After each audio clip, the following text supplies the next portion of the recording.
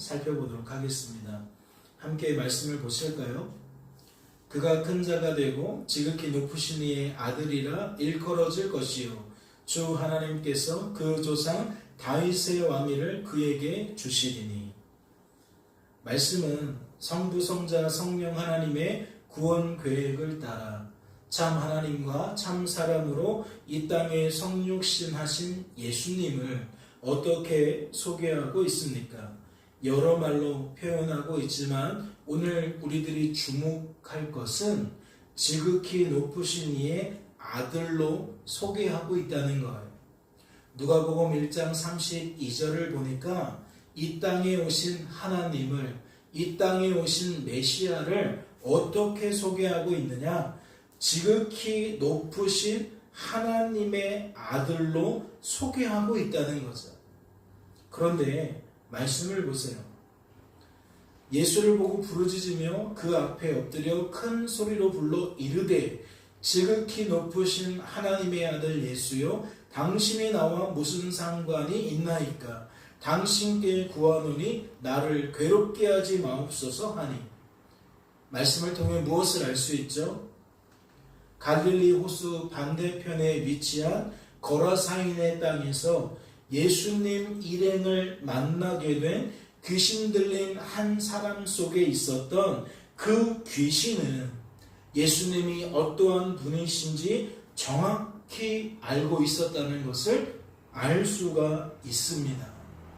즉 귀신은 예수님을 지극히 높으신 하나님의 아들로 정확히 알고 있었다는 것을 누가복음 8장 28절을 통해 우리들은 알 수가 있다는 거죠. 그렇다면 생각해보지 않을 수가 없어요. 과연 귀신이 예수님이 어떠한 분이신지 정확히 알고 있다는 것은 어떠한 의미를 담고 있는 것일까요? 다시 말씀을 보세요. 누가복음 1장 32절 말씀을 보니까 예수님을 지극히 높으신 이의 아들로만 소개하는 게 아니에요. 뭐라고 덧붙이고 있죠? 지극히 높으신 이의 아들로 일컬어질 것이라고 소개하고 있어요. 그렇게 불리워질 것이라고 소개하고 있다는 거죠. 그렇다면 이것은 무엇을 나타내는 거겠어요? 메시아이신 예수님이 자기 백성을 그 죄에서 구원하실 때에 구원을 받게 된 사람이 예수님을 이와 같이 여기게 될 거라는 의미겠죠. 자기 백성을 죄에 대한 하나님의 심판과 진노의 결과인 저주에서 벗어나게 하실 때에 사람들이 예수님을 그렇게 부르게 될 것이라는, 그렇게 여기게 될 것이라는 의미라는 겁니다. 하지만 말씀을 보세요. 누가복음 4장 22절과 5장 21절을 통해 무엇을 알 수 있습니까? 그들이 다 그를 증언하고 그 입으로 나오는 바 은혜의 말을 놀랍게 여겨 이르되 이 사람이 요셉의 아들이 아니냐. 서기관과 바리새인들이 생각하여 이르되 이 신성 모독하는 자가 누구냐? 오직 하나님 외에 누가 능히 죄를 사하겠느냐. 사람들은 예수님을 그렇게 여기지 않았다는 것을 알 수 있어요. 사람들은 예수님을 하나님으로 여기지 않았다는 것을 말씀을 보면 알 수 있다는 거죠. 직전에 우리들이 살펴보았잖아요. 누가복음 1장 32절을 보면 결국 구원의 은혜를 받게 되면, 저주에서 벗어나게 되는 은혜를 받게 되면 사람들이 예수님을 어떻게 알게 된다? 어떻게 부르게 된다? 지극히 높으신 이의 아들로 여기게 된다. 그렇게 부르게 된다. 그런데 누가복음 4장 22절과 5장 21절은 무엇을 나타내느냐? 세상은 그렇지 않더라. 사람들이 예수님을 그렇게 알아주지 못하더라. 사람으로만 보더라. 적대감을 드러내더라. 라는 얘기를 담고 있어요. 그렇다면 예수님을 향해 호감을 가지고 있었던 사람들은 다를까요? 누가복음 4장 36절과 7장 16절은 예수님에 대하여 호감을 가지고 있었던 사람들의 이야기예요. 다 놀라 서로 말하여 이르되 이 어떠한 말씀인고 권위와 능력으로 더러운 귀신을 명하며 나가는도다 하더라. 모든 사람이 두려워하며 하나님께 영광을 돌려 이르되 큰 선지자가 우리 가운데 일어나셨다 하고 또 하나님께서 자기 백성을 돌보셨다 하더라. 예수님 때문에 죄에서 구원받게 된 사람들조차 예수님을 어떻게 알지 못해요? 지극히 높으신 이의 아들로 알지 못해요. 예수님 때문에 저주에서 벗어나게 된 사람들도 예수님을 어떠한 존재로 아느냐? 평범한 사람이 아니라 특별한 사람 정도로 알게 된다는 거예요. 즉 그들 역시 예수님을 지극히 높으신 이의 아들로는 부르지 못했다는 거죠. 성자 하나님이신 예수님을 하나님으로 여기지 못했다는 겁니다. 심지어 누구도 예외가 아닐까요? 누가복음 8장 25절 말씀을 보면 누구도 예외가 아님을 알 수 있습니까? 예수님께 가장 큰 호감을 가지고 있었던 예수님의 제자들도 예외가 아니라는 것을 알 수 있어요. 제자들에게 이르시되 너희 믿음이 어디 있느냐 하시니 그들이 두려워하고 놀랍게 여겨 서로 말하되 그가 누구이기에 바람과 물을 명하며 순종하는가 하더라. 그렇다면 이것은 어떠한 의미가 되는 겁니까?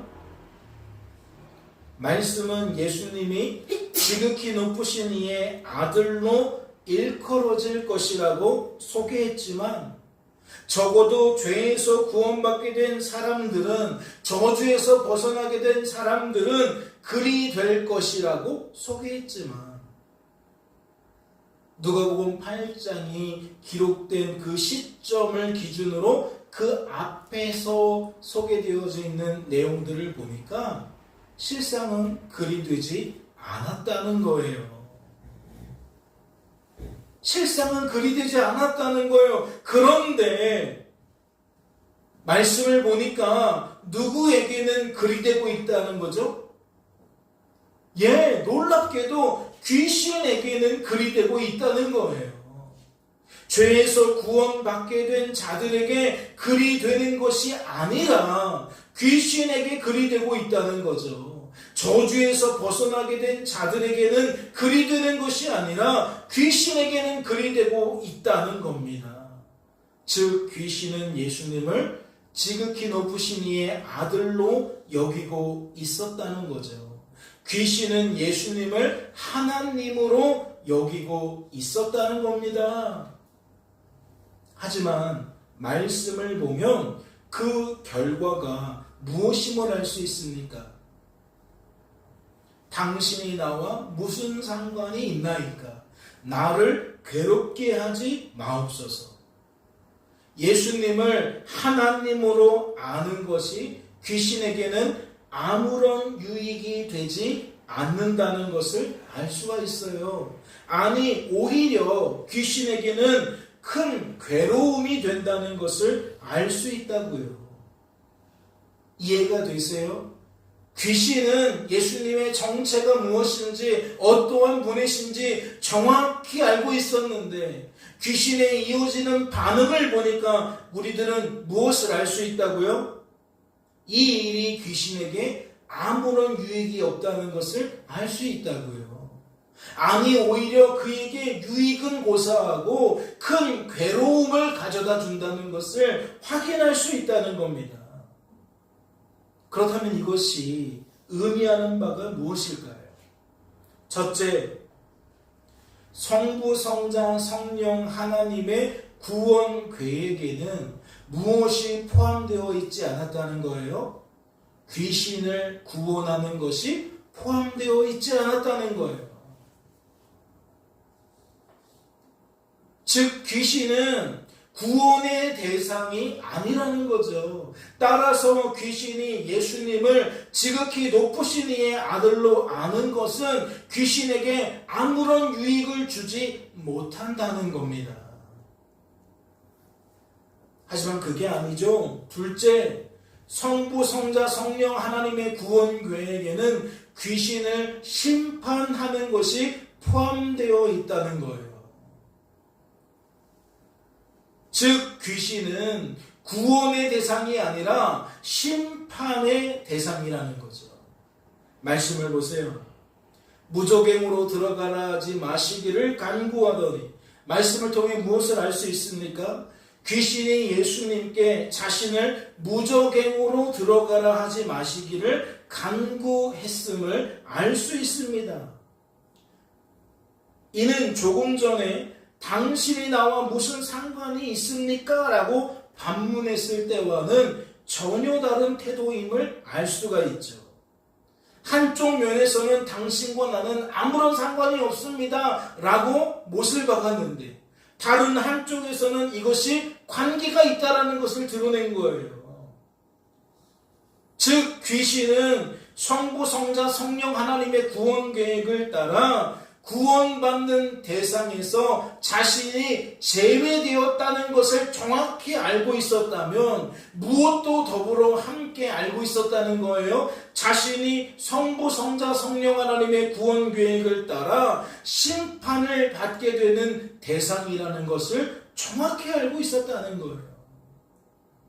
그러니 구원받는 일에는 당신이 나와 무슨 상관이 있습니까? 라고 말하지만 혹여라도 예수님이 자신을 심판하실까봐 예수님 나를 무저갱으로 들어가라 하지 말아주세요 라고 간청한다라는 거죠. 즉 무저갱은 귀신이 심판을 받는 것과 관련이 있다는 거예요. 무저갱은 귀신이 죄에 대한 하나님의 심판과 진노의 결과인 저주를 경험하게 되는 것과 깊은 연관이 있다는 거죠. 그렇다면 이것은 무엇과 짝을 이루겠어요? 누가복음 8장 28절에 소개되어져 있는 나를 괴롭게 하지 마세요 라는 귀신의 반응과 짝을 이루는 거죠. 그가 구원의 대상이었다면 예수님을 만나게 되었을 때에 나를 괴롭게 하지 마세요 라고 말할 까닭이 없는 거예요. 제발 나를 구원해 주세요. 나는 기쁨으로 주님을 맞이하겠습니까? 즐거움으로 주님을 맞이하겠습니다 라고 반응해야 한다는 거죠. 그런데 자신은 구원의 대상이 아니라 심판의 대상이기 때문에 뭐라고 소개한다고요? 예수님 나를 힘들게 하지 마세요. 예수님 나를 고통스럽게 하지 마세요. 예수님 나를 심판하지 마세요 라고 반응한다는 거예요. 즉 귀신은 자신이 무저갱으로 들어가는 것을 무엇과 일치시키고 있다는 거죠? 자신이 괴롭게 되는 것과 일치시키고 있다는 거예요. 즉 무저갱이 들어가면 곧 괴로움이라는 거죠. 그는 그렇게 인식하고 있다는 거예요. 그렇다면 이것이 의미하는 바가 무엇이라고요? 귀신은 메시아이신 예수님을 자신의 구원자로 바라보지 않았다는 거예요. 귀신은 예수님의 정체가 무엇인지 정확히 알고 있었어요. 그는 지극히 높으신 하나님의 아들이라고 정확히 알고 있었다는 거죠. 그런데 그것이 그에게 관계성을 가지고 살핀다면 무엇을 나타내요? 예수님은 자신을 구원해 주기 위해 오신 분이 아니라는 거예요. 오히려 예수님은 자신을 심판하시는 분이라는 거예요. 그러니까 누가복음 8장 28절에 드러난 저 귀신의 울부짖음은 예수님을 공포의 대상으로 자신에게 하나님의 진노를 쏟아내는 분으로 그렇게 여기고 있었음을 방증한다는 거죠. 즉 귀신은 예수님을 자신을 괴롭게 하는 분으로 여기고 있었다는 거예요. 결코 자신을 예수님과 함께 기뻐하고 함께 즐거워하게 만들어주시는 분으로 여기고 있지 않았다는 거죠. 말씀을 보세요. 예수께서 육지에 내리심에 그 도시 사람으로서 귀신 들린 자 하나가 예수를 만나니 그 사람은 오래 옷을 입지 아니하며 집에 거하지도 아니하고 무덤 사이에 거하는 자. 이는 예수께서 이미 더러운 귀신을 명하사 그 사람에게서 나오라 하셨습니다. 귀신이 가끔 그 사람을 붙잡음으로 그를 쇠사슬과 고랑에 매어 지켰으되 그 맨 것을 끊고 귀신에게 몰려 광야로 나갔더라. 그렇다면 이 말씀이 의미하는 바가 무엇이겠습니까? 귀신은 성부, 성자, 성령 하나님의 구원 계획을 따라 심판을 받게 될 때까지, 즉 무저갱에 들어가게 될 때까지 이 땅에서 사람들을 괴롭게 만든다는 거예요. 이 땅에서 사람들이 죽음의 고통인 괴로움을 당하게 만든다는 거죠. 다시 말해 사람들의 일상을 귀신은 무너뜨린다는 거예요. 사람들이 평범한 삶을 살아갈 수 없게 만든다는 거죠. 그렇다면 이것이 영적으로는 어떠한 의미를 갖는 겁니까? 귀신은 자신처럼 사람들이 하나님을 떠나도록 끊임없이 사람을 미혹하고 유혹한다는 거예요. 혹여라도 한 사람이라도 하나님과 더 가까워지는 것을 방해한다는 거죠. 모처럼 친구들이 전도되어서 교회에 왔어요. 그런데 오자마자 성적이 떨어져요. 그러니까 친구가 말합니다. 아, 나는 교회와 맞지 않나 봐. 나는 교회는 아닌가 봐. 안 좋은 일이 더 많이 생겨. 미안. 나는 교회 다닐 수 없을 것 같아. 라고 말한다는 거죠. 왜요? 누구의 역사로? 귀신의 역사로. 귀신은 자신과 달리 사람이 하나님과 연합하는 것을, 사람이 하나님과 화목하게 되는 것을 끊임없이 방해한다는 거예요. 오늘날 사람들이 그런 생각을 갖습니다. 인간 존엄을 제일 위에다 둬요. 인간의 가치를 제일 위에다 둬요. 그러니까 사람들이 굳이 원치 않으면 하나님과 하나 되는 것을 강요하지 않는다는 거예요. 교회 나오기를 권유하지 않는다는 거예요. 왜요? 그를 배려해야 되니까. 그를 존중해야 되니까.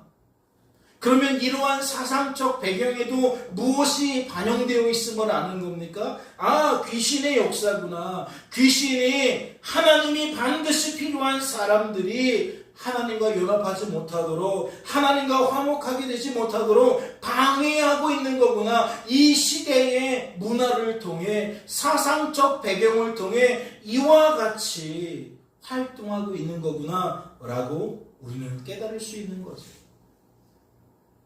그래서 아이들이 어린 시절부터 유치원, 초등학교, 중학교, 고등학교, 대학교 이렇게 교육기관을 통해 무엇을 계속 학습합니까? 종교의 자유가 있다고, 각자가 자기의 종교를 선택할 권리가 있다고, 강요하지 말라고, 상대방을 인정하라고 말하는 거예요. 상대방이 지옥을 선택하더라도 그건 그의 선택이니까 내버려 두라는 거죠. 참 우습죠. 나쁜 일은 권유하잖아요. 요즘에 보면 마약도 권유해요. 나쁜 행동들 막 권유해요. 그러면서 자기만 나빠지는 것이 아니라 다른 친구들도 나빠지게 만들어요. 못된 일을 자기만 하는 것이 아니라 주변 친구들도 하게 만든다고요. 그런데 정작 그를 이롭게 하는, 그가 하나님과 함께 살아가게 만드는 구원의 영역에서는 배려해야 된다고, 자유를 인정해줘야 된다고 말하면서 전도하기를 꺼려해요. 교회 나오기를 꺼려해요. 그러면 이 모든 일들이 어떻게 맞춰지는 거예요? 아, 이건 이 시대 정신이 이미 죄로 물들어 있는 시대 정신이구나. 사람들이 영적으로 이것을 분간하지 못하고 그냥 마귀의 역사를 따라 살아가고 있는 거구나 라고 발견할 수가 있는 거죠. 그렇다면 생각해 보세요. 귀신은 왜 이렇게 사람들이 하나님을 떠나도록 끊임없이 방해하는 걸까요? 귀신은 어째서 사람이 하나님과 하나 되는 곳을 이토록 끈질기게 방해하냐는 겁니다. 다른 게 아닙니다. 귀신은 사람이 자신과 달리 구원받는 것을 원하지 않기 때문이에요. 성부, 성자, 성령 하나님의 구원 계획 속에는 귀신을 구원하는 내용이 포함되어 있지 않아요. 오직 사람이 구원받는 일만 포함되어 있어요. 그러니까 귀신의 입장에서는 그것이 좋지 않다는 거죠. 원치 않는다는 거예요. 그러니까 무엇을 선택하는 겁니까? 나처럼 그들도 심판받는 것을, 나처럼 사람들이 괴롭게 되는 것을 원한다는 거예요. 즉 나만 심판받을 수 없다는 거죠. 나만 괴로움을 당할 수 없다는 거예요.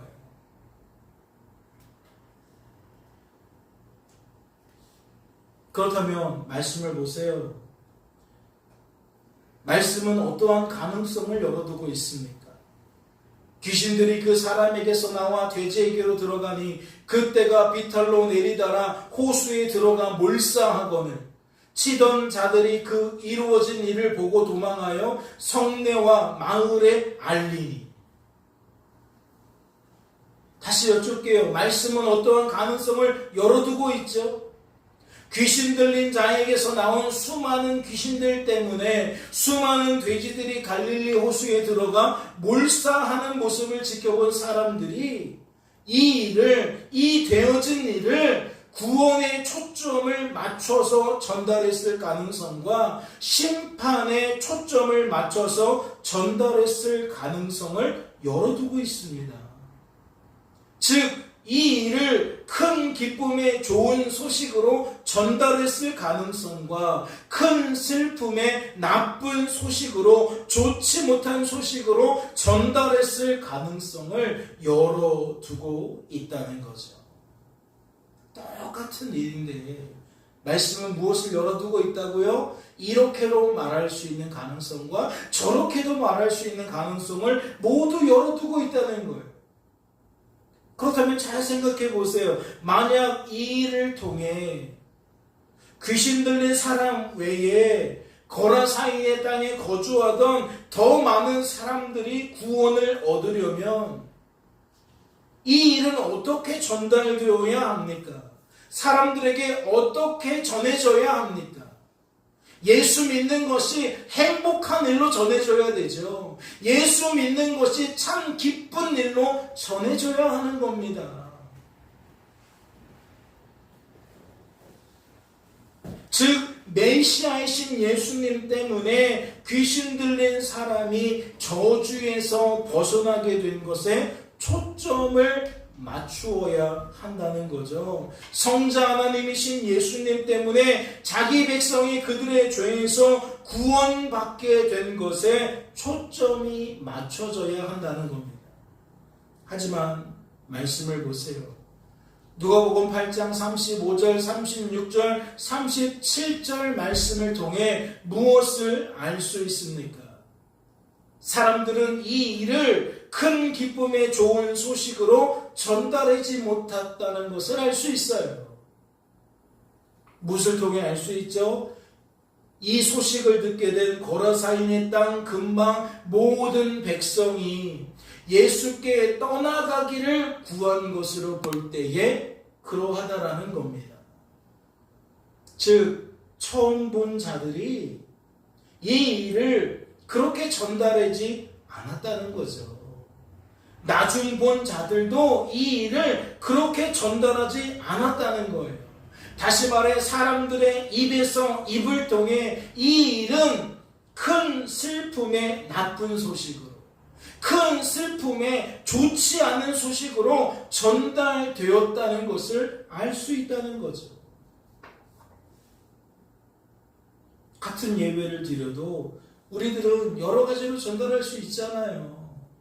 예배를 통해 우리가 참 좋았다, 기뻤다, 행복했다 라고도 생각할 수 있지만 예배를 꼭 드릴 필요는 없더라. 그렇게까지 신경 쓸 일은 아니더라. 그냥 원하면 하고 원하지 않으면 하지 않아도 된다.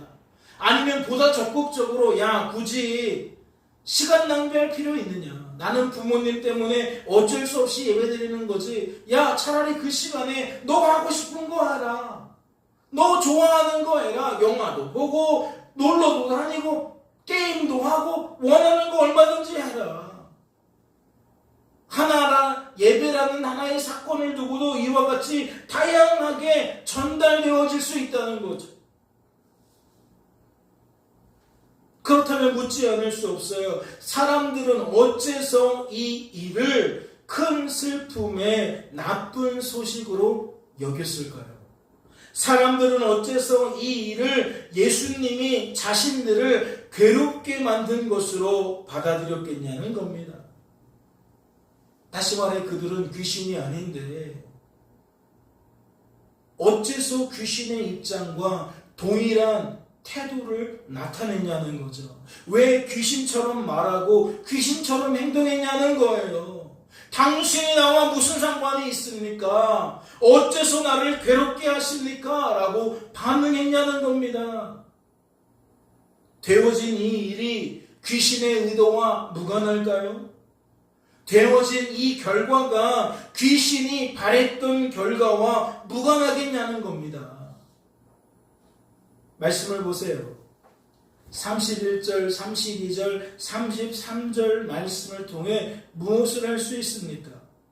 무조갱으로 들어가라 하지 마시기를 간구하더니 마침 그곳에 많은 돼지떼가 산에서 먹고 있는지라 귀신들이 그 돼지에게로 들어가게 허락하심을 간구하니 이에 허락하시니 귀신들이 그 사람에게서 나와 돼지에게로 들어가니 그때가 비탈로 내리다라 호수에 들어가 몰사하고.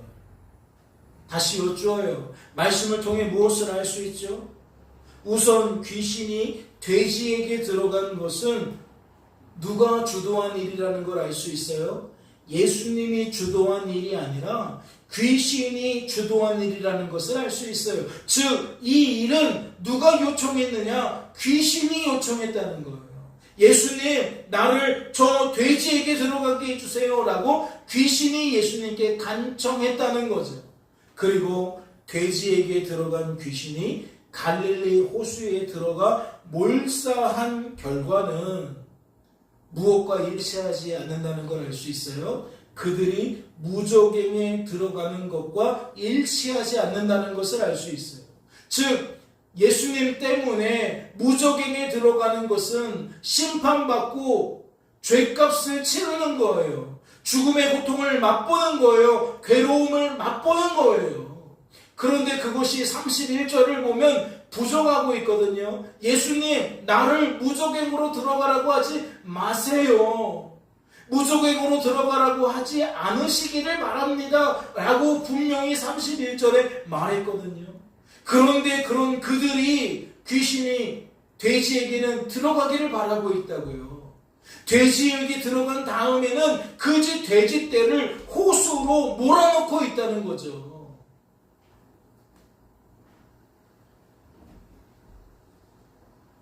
다시 말씀을 드려요.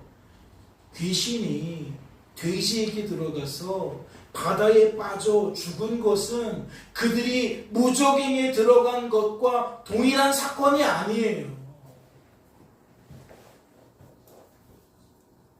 그렇다면 이를 통해 우리들은 무엇을 할 수 있는 겁니까? 귀신은 오로지 자신의 목적을 이루기 위해서 그렇게 했다는 거예요.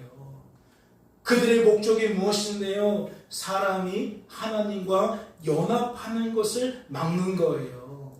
사람이 하나님과 화목해지는 것을 막는 거예요.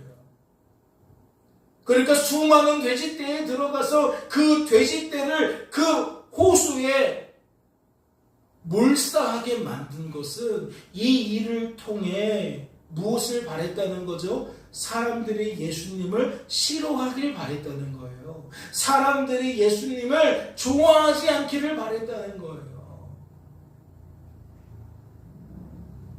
즉 귀신은 사람이 하나님을 떠나도록 만들려 했다는 거죠. 하나님의 원수가 되게 만들려 했다는 겁니다. 그렇다면 35절부터 37절에 기록된 저 내용은 무엇을 나타내는 겁니까? 귀신의 뜻대로 되었음을 나타내는 겁니다. 즉 대성공이었다는 거죠. 귀신의 목적은 사람을 괴롭게 만드는 거라 그랬어요. 자신들처럼 사람들이 죽음의 고통을 맛보는 것이라고 했어요. 결코 생명의 길을 제한하는 게 아닙니다. 사람들을 귀신들이 잘 되게 하는 것도 생명을 빼앗는 것이고, 사람들이 이 땅에서 잘 안 되는 것도 귀신은 생명을 빼앗는 일이라는 거죠. 잘 되든 잘 되지 않든 귀신의 목적은 하나라는 거예요. 사람들이 하나님과 연합하지 못하도록, 사람들이 하나님과 화목하게 되지 못하도록, 그들은 그것만 원한다는 거죠. 그런데 35절부터 37절을 보니까 이게 성공을 거둔 거예요. 그들의 뜻이 이루어진 거예요. 처음 본 사람이 이 되어진 일을 나쁜 소식으로 전한 것도 마귀의 승리고, 그들을 통해 직접 찾아와서 그 귀신 나간 사람을 본 자들이 또 그 일을 떠벌리는 것도 마귀의 승리라는 거죠. 모든 일이 마귀의 뜻대로 되어졌다는 거예요. 그래서 최종적인 결론이 뭐예요? 고라사인의 땅 근방 모든 백성은 예수님을 떠나가기를 요청했다는 거예요. 마귀의 뜻대로 예수님과 하나 되는 것을 거부했다는 거죠. 예수님의 원수가 되는 길을 선택했다는 겁니다. 그렇다면 누가복음 8장 32절 말씀은 무엇을 나타내는 걸까요? 일이 이러한 지경에 놓이도록 결국은 예수님이 허락했다라는 의미가 되는 거잖아요. 이 말씀은 무엇을 나타낼까요? 귀신의 요청을 예수님이 허락해 주셨다는 것은 무엇을 나타내겠냐는 거예요.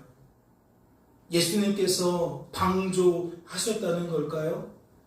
귀신의 괴뢰악이 성공할 수 있도록 예수님께서 도와주셨다는 그러한 의미를 나타내겠냐는 것, 그렇지가 않아요. 예수님은 언제나 하나님의 뜻대로만 말씀하시고 언제나 하나님의 뜻을 따라서만 행동하시는 분입니다. 그렇다면 다시 묻지 않을 수 없죠. 이 말씀은 무엇을 나타내는 걸까요? 하나님은 귀신을 통해서도 하나님의 뜻을 이루신다는 것을 나타내는 줄로 압니다. 즉 불의한 자를 통해서도 하나님은 하나님의 뜻을 이루신다는 거죠. 만약 하나님의 뜻이 그날 그곳에서 거라사인에 거주하던 모든 사람들이 구원받기를 원하는 것이었다면 반드시 그리 되어졌을 거예요.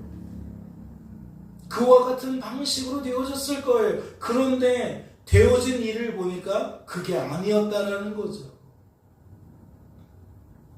하지만 귀신이 그것을 알 리가 없겠죠. 귀신은 모든 백성의 요청대로 예수님께서 고라사인의 땅을 떠나실 때에 쾌재를 불렀을 겁니다. 아, 내 뜻대로 되었다. 내가 이겼다. 하나님을 물리쳤다. 나는 하나님과 싸워서 이길 수 있는 존재다.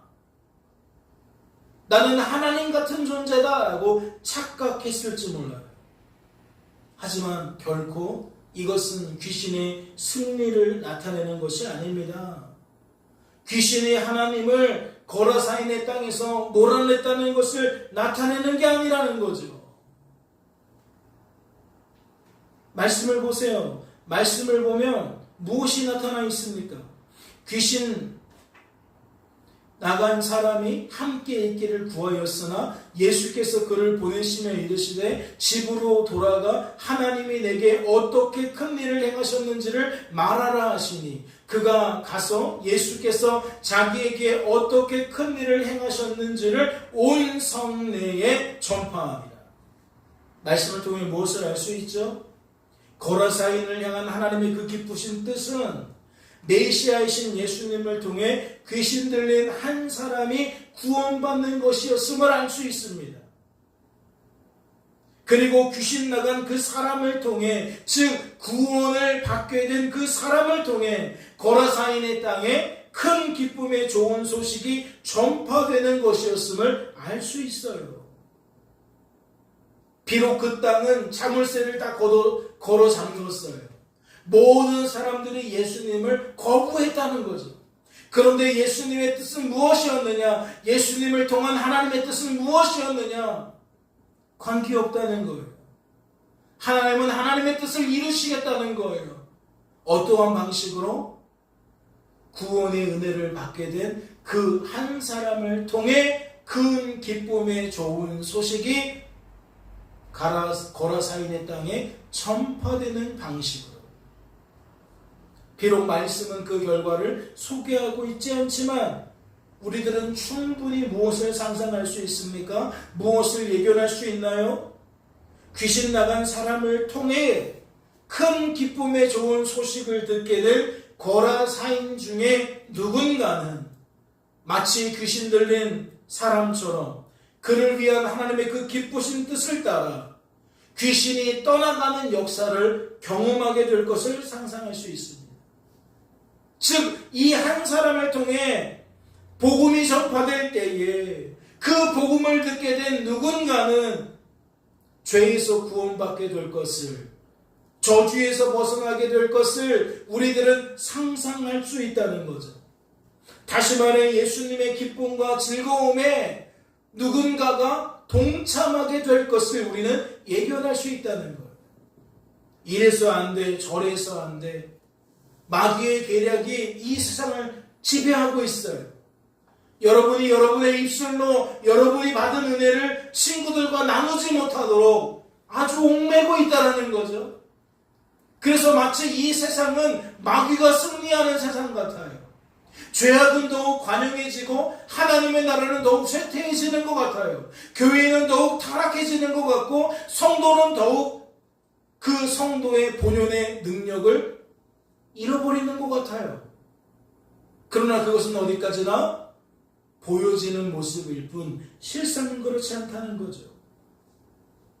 그렇다면 이 일을 통해 성도된 우리들이 깨달아야 하는 것은 무엇일까요? 오늘 본문 말씀을 통해 성도된 우리들이 깨달아야 하는 것은 무엇이겠냐는 겁니다.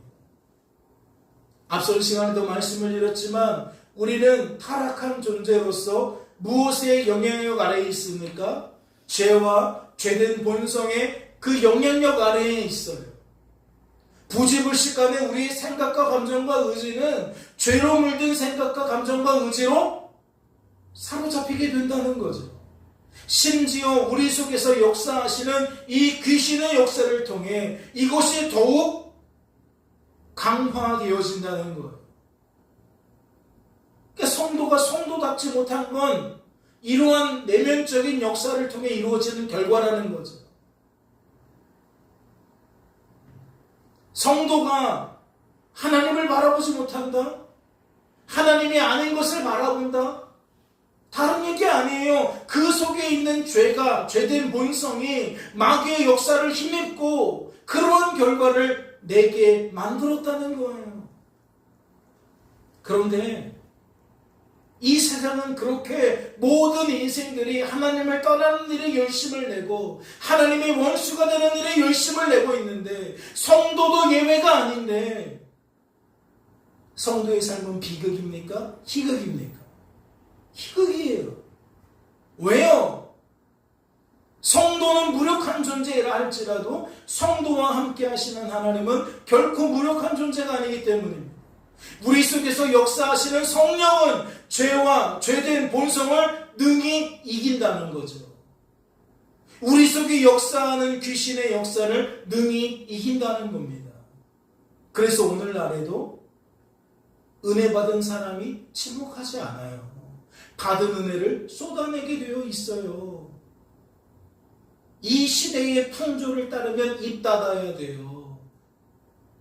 그 말은 상대방을 힘들게 만드는, 괴롭게 만드는 일이니까 상대방을 기쁘게 하기 위해서 가능하면 교회 얘기를 하지 않고 예수님 얘기를 하지 않고 그냥 그가 좋아하는 얘기를 해줘야 한다고요. 그러나 그건 마귀의 역사고 그건 죄의 역사고 우리 안에 거하시는 성령 하나님의 역사는 그렇지 않다는 거죠. 그럼에도 불구하고 은혜를 나눈다는 거예요. 하나님을 전한다는 거예요.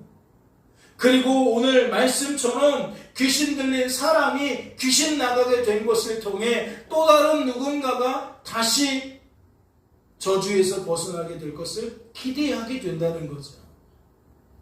하나님을 멀리 떠났던 자가 돌아오게 될 것을 우리들은 상상하게 된다는 거예요. 예수님의 기쁨과 즐거움에 동참하게 될 것을 우리들은 예견하게 된다는 거죠. 거듭해서 말씀을 드려요. 성도된 우리들은 무엇을 깨달아야 됩니까? 그 깨달음의 결과는 포기여야 합니까? 나는 무력한 존재이니까 가만히 있어야겠다라는 좌절입니까? 그렇지 않아요. 큰 기쁨의 좋은 소식은 하나님 때문에 큰 기쁨의 좋은 소식으로 여기게 된 사람들을 통해 언제나 전파되어져 왔다라는 거예요. 성경에 소개되어져 있는 12제자들, 후에 세워진 바울 외에 수많은 사람들이 세상이 알아줘서 한 게 아니에요. 세상이 받아들여서 한 게 아니에요. 하나님께 받은 은혜가 크니까 그 은혜를 나눌 수밖에 없었던 거예요. 그런데 그 일이 무엇을 냈어요? 또 다른 교회를 냈어요. 하나님 나라의 확장을 냈어요. 그래서 오늘날 우리가 수천 년 뒤에도 여전히 뭐예요? 복음을 듣고 예수 믿게 되어진 거예요. 교회의 구성원이 되어진 거예요. 성도라는 이름을 갖게 되어진 거예요. 그렇다면 요는 무엇이겠어요? 성도가 성도다움을 하나님 때문에 반드시 누려야 한다는 거예요.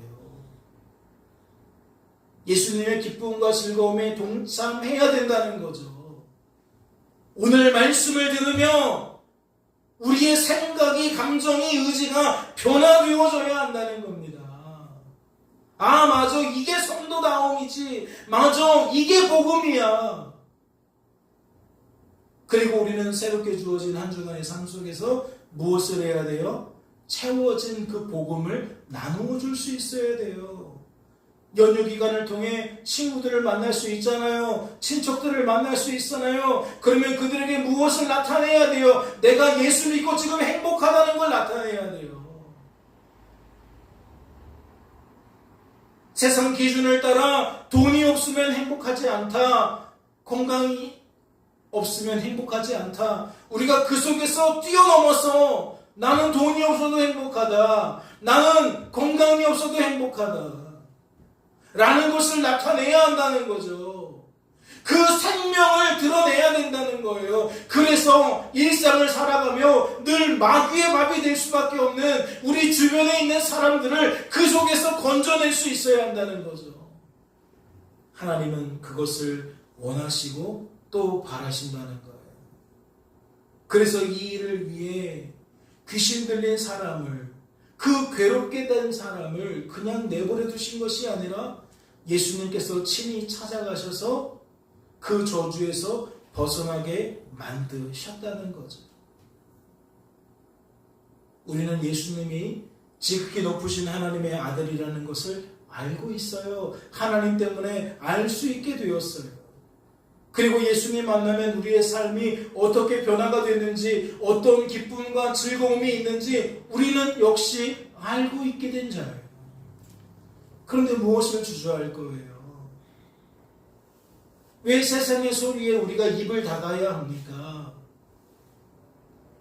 하나님을 믿고 하나님의 뜻을 따라 우리는 반응하면 되는 거예요. 우리 속에서 역사하시는 하나님의 손길을 따라 반응하면 되는 거예요. 우리가 계산할 일이 아닙니다.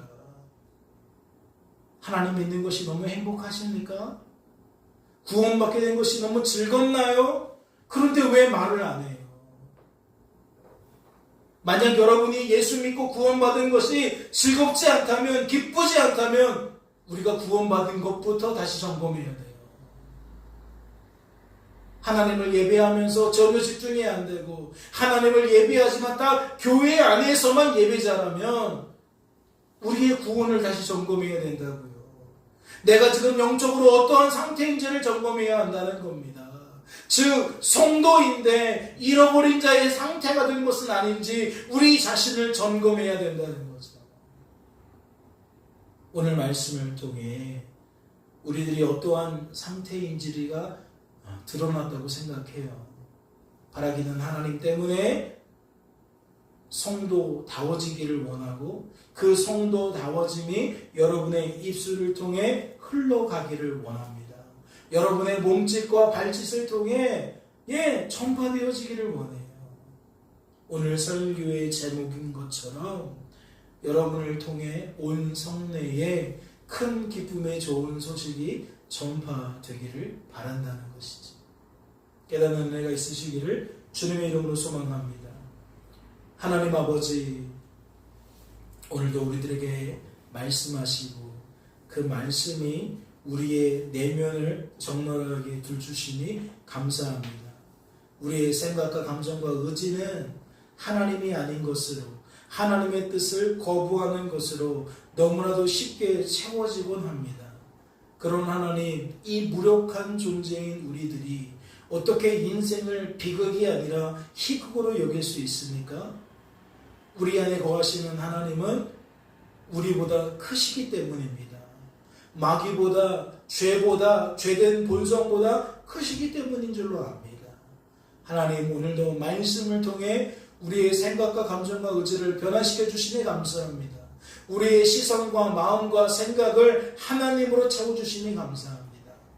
주님, 새롭게 주어진 이 한 주간의 삶 속에서도 만남을 통해, 교제를 통해 살아서 역사하시는 하나님이, 그분으로 말미암는 참된 기쁨과 즐거움이 전파되게 하옵소서. 주께서 우리를 붙들어 주실 줄로 믿고 감사드리며 예수님의 이름으로 기도하옵나이다. 아멘.